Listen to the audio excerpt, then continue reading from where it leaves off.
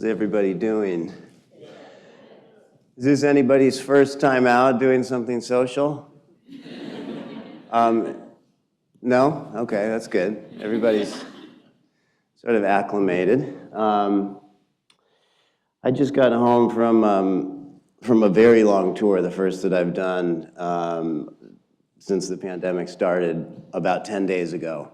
I was on the road for 6 weeks, which is long even in normal times. So I'm still recovering, and I've been in the studio this week helping a friend of mine with some music that he's working on, and I've been poking away at this, whatever this is that I'm doing, a speech, a talk.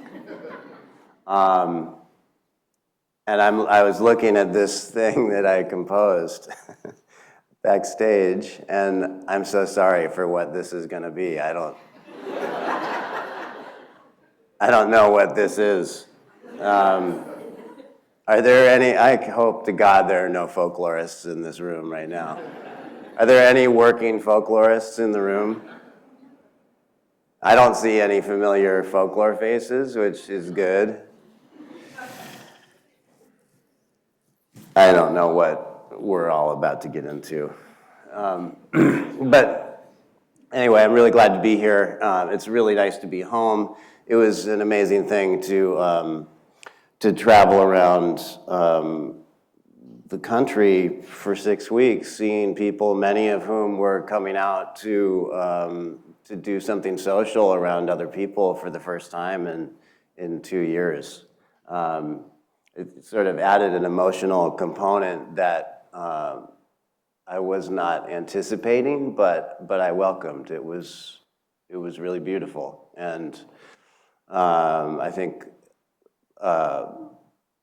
experiences in the presence of art and what the artist and the audience accomplish together is really nothing short of magic. I think that it's, and I guess I always knew that before the world changed, but I really feel that. So I feel that in my marrow now, and I feel like I was reminded of it every night, and an event like this is the same kind of thing.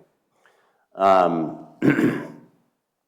didn't have time to memorize my speech, so I'm sorry if it kind of seems like I'm a high school kid doing this.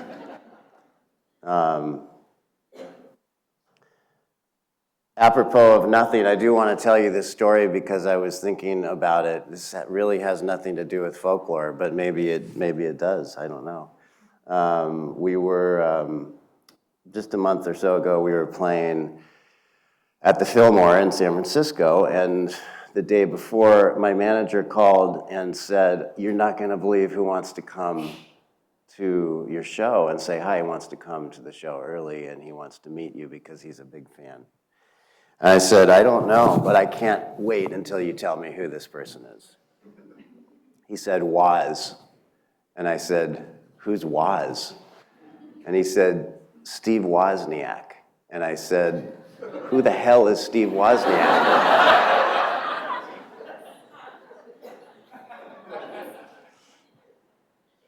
And then there was a long,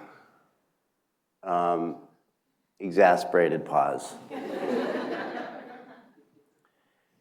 Anyway, Steve Wozniak was the founder of Apple Computers. I'd heard of him. Once my manager told me that, I was like, "Oh yeah, I know." So Steve Wozniak and his wife Janet came to our backstage. They must have watched our sound check, and then they came to our backstage in the little gap between sound check and the show. And he was awesome. His whole thing was like, "I never make enemies with anybody. I only keep it light I'm like my socializing, I do a ton of socializing, and I only keep it light. I'm friends with everybody. And I was kind of like, I like this dude's style. His wife was kind of like his straight man, so she was setting up his jokes for him and stuff. Like he kind of came in and gave a performance for us. And at one point he said, "Hey, give me your phone. I can crack the code. I can crack the security code. I'm Apple employee 0." So I have access that nobody else does, just simply holding an iPhone. I was like, okay. Yeah, please hack into my phone. So he takes the phone, and very quietly I hear him say, "Siri, set an alarm for 3 a.m. And then I hear him whisper to his wife, "Damn it, he doesn't have Siri enabled."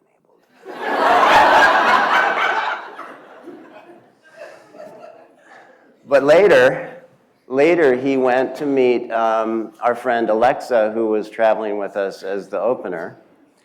And she's younger than me, and if I was a little fuzzy about who Steve Wozniak was, she had no idea who this man was. She had no idea who this guy was, but she was being so polite about it and playing along, and we were like, "This is Steve Wozniak. We really, this is Alexa. Alexa, this is Steve." And, she's going along with it. And then the next day, she says, "Who was that guy, Steve?" And we said, "Oh, he's employee 0 of Apple." She's like, "Oh, he set an alarm for my phone for 3 a.m.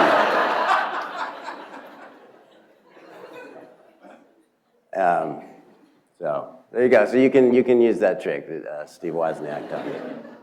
Has nothing to do with anything. I'm sorry.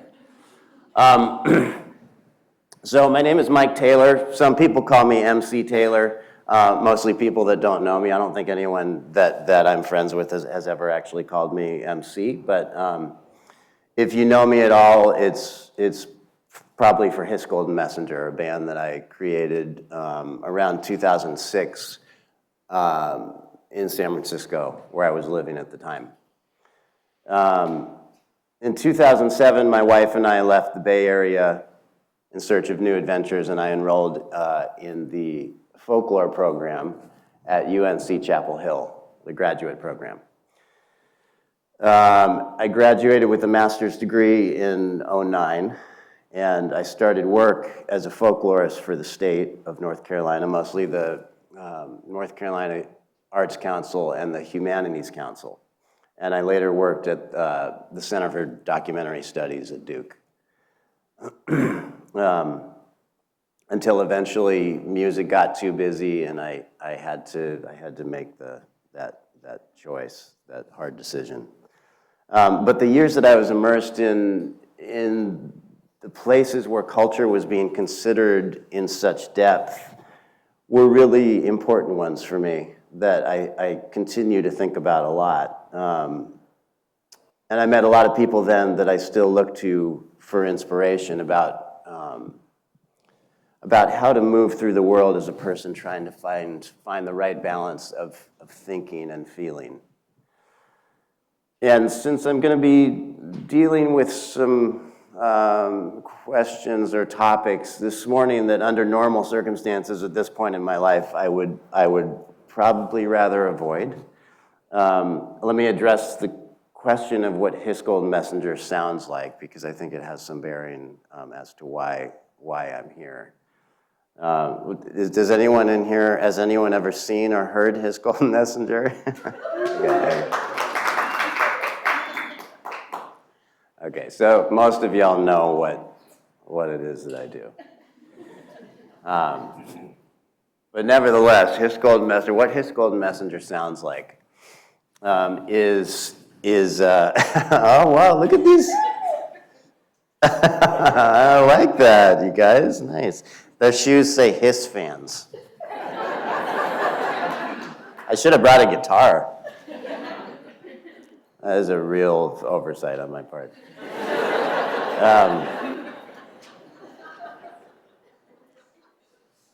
So what His Golden Messenger sounds like is a question that I've had a million times.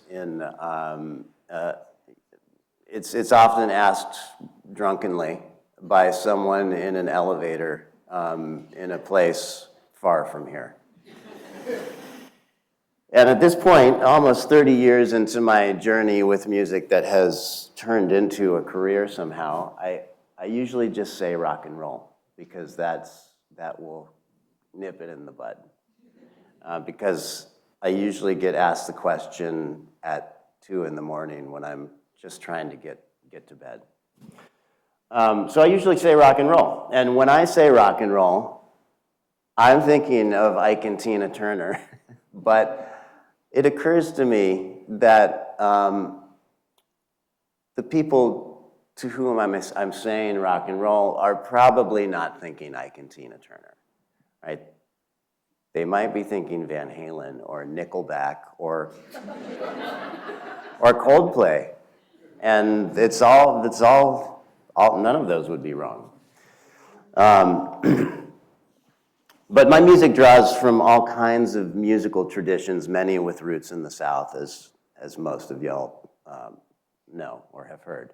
The country funk of singers like Waylon Jennings and J.J. Cale, the uplift, drive, and social commentary of artists like the Staple Singers and Curtis Mayfield, the rich chordal layering of Alice Coltrane or Miles Davis. Stuff is their music is stuff that I think about a lot and look to for guidance, and all of it is very American. I don't think that we get more harmonically rich or complex than Duke Ellington. I will fight any European on this.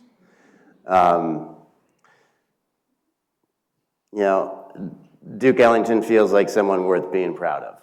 I take a peculiar kind of American pride in how much Duke Ellington has to teach all of us.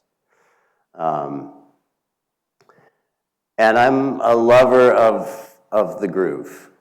Fast, slow, I'm into all of it. And anybody that has worked with me in the studio will tell you that I am hell on a drummer that cannot swing a 16th note properly.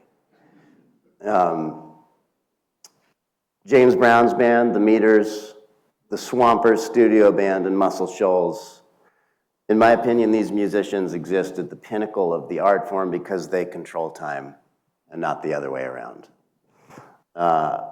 Those rhythm sections understand the ways to bend a bare and rhythmless patch of time into something that feels like a pocket, like you're being carried forward by some invisible hand.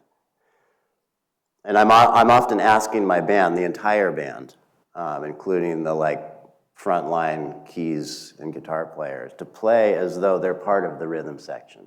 I consider myself part of the rhythm section. I think a great rhythm section can make the mundane stuff of 3 verses, 2 choruses, and a bridge feel like a symphony, and like the most effortless place to exist in the universe for 3.5 minutes. And I love writing. I love words on a page and the shapes that they make. I love the way that a well-turned phrase can make us reconsider our human condition that sometimes feels so hard and unrelenting. People like Bill Withers, John Prine, Nina Simone, they knew how to turn something so complex into such easy language, like the words were just falling out of their mouths. Or like one of my favorite phrases that I think I mostly understand, like pissing on a flat rock. The way that they write the way that they communicate human spirit feels so easy, and it's really not. In fact, it's almost impossible to do what writers like them do with any sort of regularity unless you're tuned to a very specific frequency. So that's kind of what goes into my music. That's everything that I wish I could say instead of my music sounds like rock and roll, but there's just not enough time. So that's kind of my music, and my pedigree is a former folklorist. That's the reason why, I think that's the reason why I'm here this morning. As I mentioned, I just got home from a very long tour, and I'll admit to not being fully cognizant that this was a thematic event. I have been to a Creative Morning or two, but I forgot what the format was. And when I learned that the theme was folklore, I was tempted to cancel my appearance. But that would have really left some people stranded, and I can't do that. But a little bit like telling drunk people that have never heard of my band that I play ambiguously rock and roll.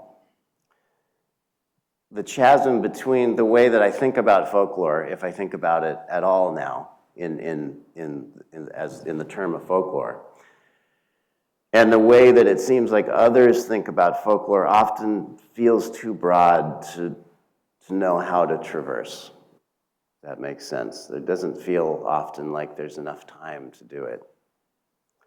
Journalists often want to discuss folklore with me because of the ways that I synthesize all kinds of American music to make my own, and because of my former work as a folklorist, the same reasons that I'm here.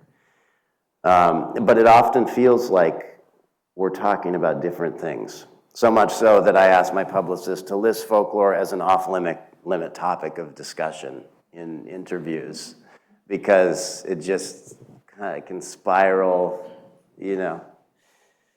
If I'm trying to talk about the art ensemble of Chicago or the cult of Weird Al Yankovic or Magic the Gathering or the practice of low riding as folklore, and what the journalist that I'm talking to is hearing is bluegrass from the mountains, there's a disconnect that I often don't feel like I can bridge in the 15 minutes that we have to talk. But this format, in which I just get to ramble at you for 20 minutes and no one gets to say anything until the end, this is kind of a good place for me to crack this open. So, broadly, I think of folklore as a spiritual device for the making and holding of culture. It can be the things that are trapped in the amber, the quilts, and the old-time tunes, and the jack tales from the mountains. But I think folklore is also the practices, techniques, and beliefs that are still fresh blood, working in their newness in unpredictable ways out on the edges of right at this moment.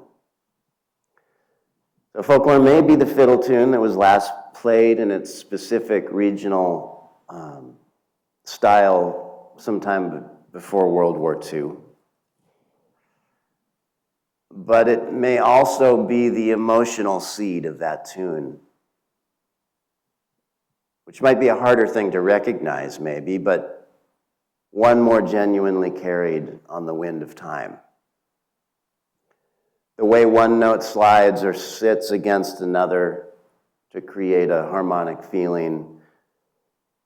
Well, there are only so many notes, but humans have always had the capacity to make fresh and new sounds from familiar and shared emotions. Loneliness, ecstasy, satisfaction, anxiety, freedom. When I was working as a folklorist, in really what seems like a different lifetime now, I recall receiving tips from well-meaning people suggesting that I document a certain craftsperson because they were the last of their kind, the last carrying on the tradition. And that type of documentation is important and vital, and they were somebody that I needed to document. But I remember also thinking, what if we somehow got in front of the process, this particular process of communication, so that we were not only scrambling to document disappearing vernacular traditions, but we're also witnessing the ways that the intention stays the same even when the mode of communication changes, recognizing new modes in real time.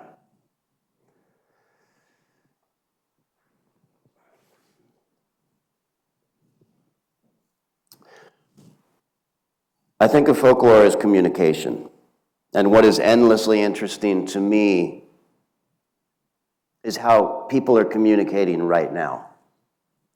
Are we listening to a vinyl record, or are we listening to a SoundCloud link? And what do those differing formats say about where we place, voluntarily or otherwise, cultural importance? Are we talking about string band music like Franklinville's Charlie Poole? Or are we talking about someone like Draco the Ruler, a Los Angeles-based rapper that was killed in December? Can it be the same conversation? Because it feels like the same conversation to me. One isn't more legitimate than the other as a cultural carrier. The music of both Charlie Poole and Draco share all kinds of thematic similarities. I suspect there's more in common with their music than there is differences.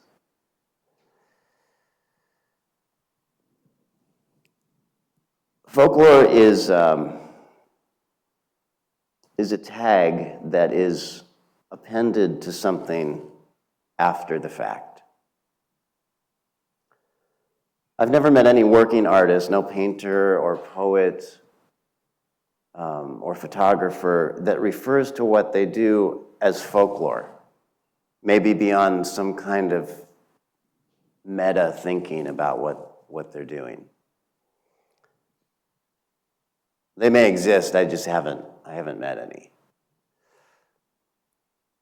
And to me, this means that whether a community is creating folklore is often decided by someone outside of that community's practice. And this means that things do or don't qualify as folklore. And as a folklorist, this became a problem for me, and eventually was what made me move away from doing that type of work. It's not a problem that is unsolvable, but it felt like a tangled knot that I wasn't sure how to unravel. Back in 2011 or so, I was doing some work in Warren County, up the 85, close to the Virginia border. And I was, at that time, employed to conduct a portion of a cultural survey in which myself and other field workers would go out and just document people that were carrying on various traditions. It might be a certain type of cooking that felt specific to the region, or a certain type of music. I was recording mostly musicians because the people that were employing me knew me as a musician. And the way it usually worked was that I would be given a phone number of someone that was considered an exceptional musician in the community. I'd call them, tell them who I was and what I was doing, and in most cases arrange a time to meet them and talk and hear them play. And it was incredible work. In terms of having a day job, it was certainly the best day job I ever had. I was at a place called the Ridgeway Opry House one Sunday afternoon, hanging with a guitarist and a singer named Marcus. He wore blue jeans and a big white cowboy hat. And I asked him whether he would play me a song that meant a lot to him. And he thought about it for a moment, then started quietly strumming as he sort of gathered the first verse in his mind.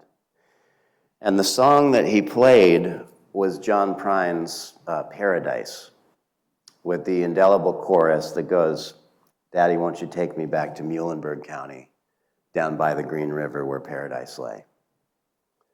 I'm sorry, my son, but you're too late in asking. Mr. Peabody's coal train has hauled it away." Now, it's one of the greatest songs that I know about nostalgia for childhood, existential grief, and as it turns out, climate change. I think John was way ahead of the rest of us. And when he finished playing, I asked Marcus where he learned the song, to which he replied, "From the credits of the Steven Seagal movie, Fire Down Below."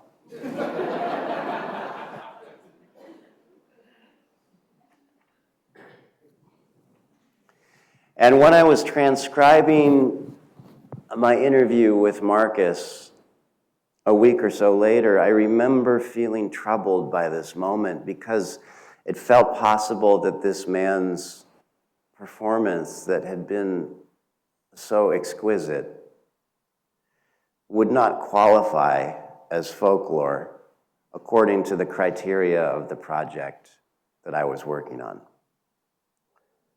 The fact that he had sung a composition as modern as a John Prine song and had learned it from the credits of an action film felt like two strikes against him. And the rules felt very arbitrary, especially considering that this song was clearly part of the connective tissue of the musical community of Warrenton at that time. I was afraid I was going to have to tell him, "Sorry, we can't use your performance. It doesn't qualify." Who was I to say what did or didn't qualify as folklore? I wasn't a part of that community, except for in a totally marginal walk-on role.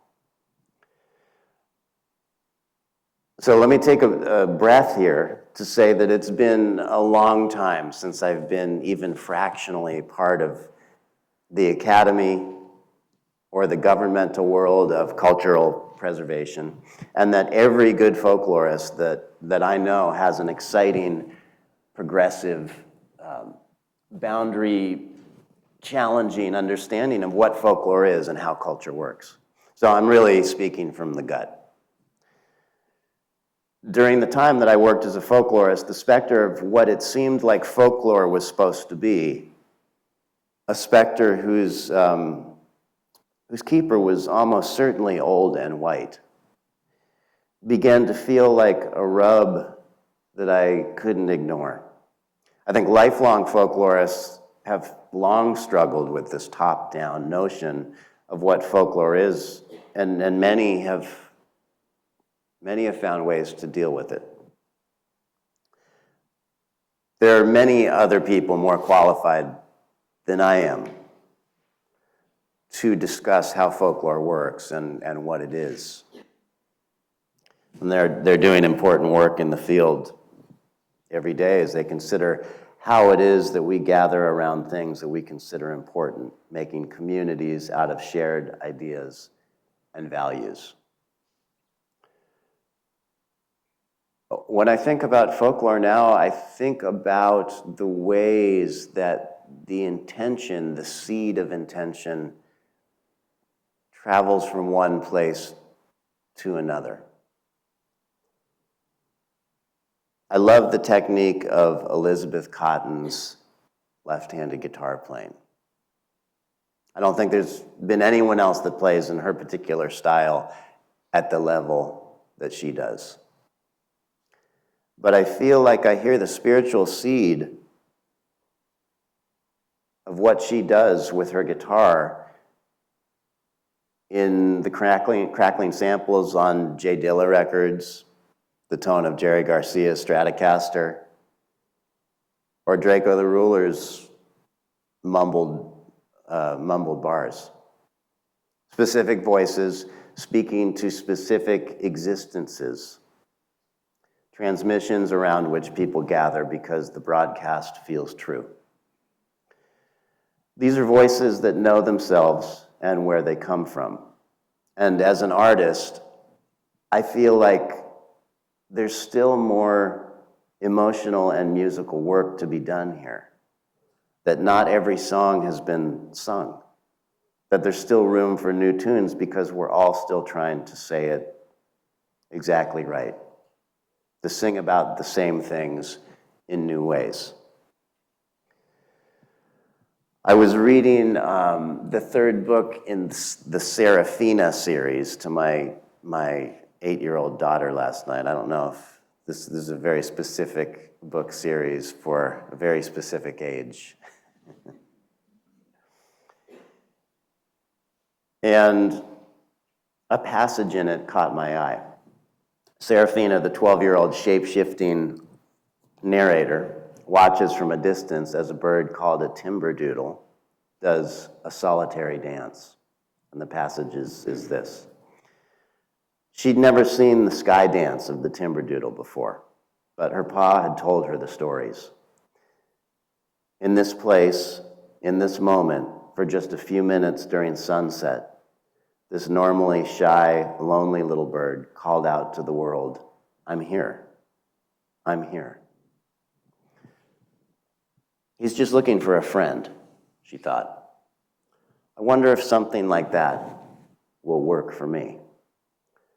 The thought of standing out in the middle of the meadow and leaping in great circles, tilting and twittering, yelling, "I'm here, I'm here," brought a cheer to her heart.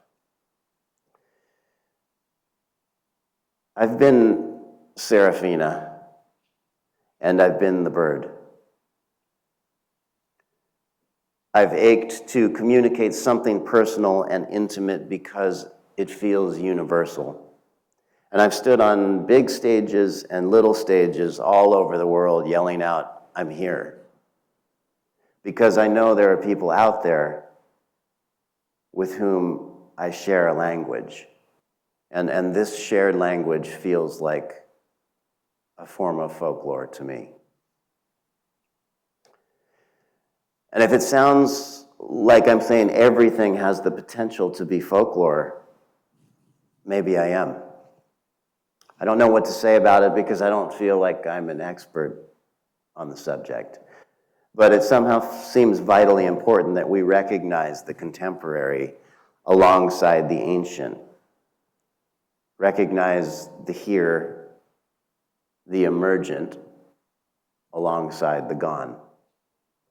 And to recognize them as existing on the same spectrum of intention. To yell out, "I'm here." In my opinion, that's what makes folklore the vast and rich storehouse of music and visual art and poetry and so many other aesthetic practices that work to explain our presence in the world. That's what makes folklore feel so alive and necessary. Otherwise, we're only looking at it all through glass. Thank you.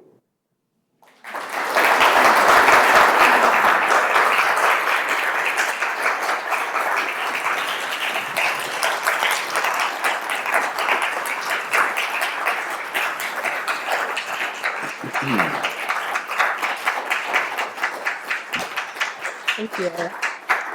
Thank you so much, Mike. Yeah, Really you're welcome. appreciate that. We are going to open up the floor to questions. I know Blakely out there should have a microphone, so feel free to raise your hand if you have a question, and we will get the mic your way. I have one to start. Okay. So you mentioned like listening to a SoundCloud link versus listening to a vinyl. I'm kind of curious what your perspective is on digital media and kind of how that is impacting folklore, how that's impacting what we leave behind. Um, well, I think that there are whole vast communities that have their own sets of rules and customs that that exist in the digital space, you know. So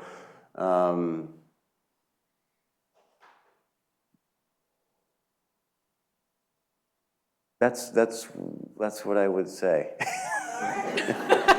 That'll work. I don't know. Who else has a question? Put your hand in the air. Danny.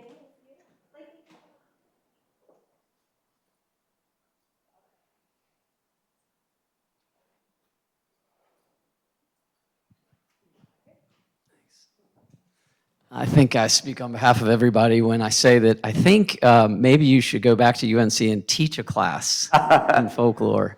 I think they'd love to have you. Well done.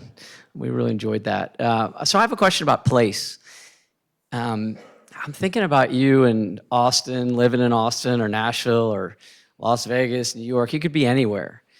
You're here. And as related to folklore or not, why Durham? Why the Triangle? And what do you see happening here that's maybe good or possibly bad? Well, you know, I'm not from there, and people from the South make sure that I remember that I'm not from here, and that's a thing that I can live with peacefully now.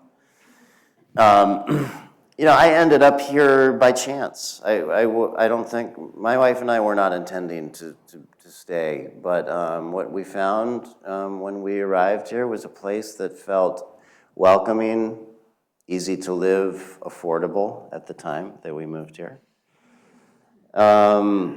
We had a couple kids. We bought a house. We have been able to do all the things that we could not do in San Francisco that were completely out of reach for us. As I travel around the country, visiting a lot of cities that are of the same general size as Durham, what's happening in Durham is happening everywhere. Everywhere. Why that, you know, I don't know that I know. I probably can't get into the psychology of why, but everywhere I go, people say, man, this place has gotten really expensive. I hope that this influx of money doesn't change the soul of the place. Everybody's having those discussions. When I came to North Carolina, I have been making music for most of my life that owed a great debt to musical traditions from the South. And I feel like I hit a wall at a certain point and thought, if I want to get inside this type of music any deeper than where I'm at right now, I feel like I need to be in the South. I need to understand the place on a textural level. And that has happened. Not the way that I would have anticipated it before I moved here. But I feel like I have a living connection to this place that does not exist in a fantasy of what the South is. If that makes sense. We've already posted 10, so we have time for one more question. Anyone has one? You can be the lucky person. Right over here. Sorry, my speech went too long. Hi, Mike. Thank you for that wonderful talk. So woven through your music and a lot of what you just spoke about is the theme of spirituality. Even in the music, you know, you kind of weave in and out of formal religion elements. I'm wondering what that topic means to you and how you know, as it relates to culture, folklore, or just human yearning, and what does it mean to you, and how do you navigate such a infinitely complex topic? Spirit. Um, well, I'm not someone that goes. I'm not a church-going person, and I don't know why I tell you that, but it feels like that is something to know about me. If you're wondering about the spiritual component of my music, um, I feel often like I'm sort of making up my own sort of theology that draws on what I consider to be the best parts of living a life of spirit. Um, and that really feels like it boils down to like trying to be good when you can.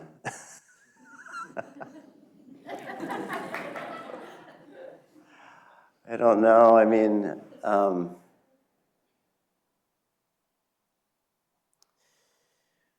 I have a friend that's a reverend in Durham named Chris Breslin, a wonderful guy. And I often think, as a person that identifies deeply with Christianity, I often think you must be very frustrated. You must be very, very frustrated to see something that is so complex and beautiful be weaponized against people. And he says, yep. He seems way more at ease about it than I am. I'm sorry, that was not a great answer to your question, but you get the gist.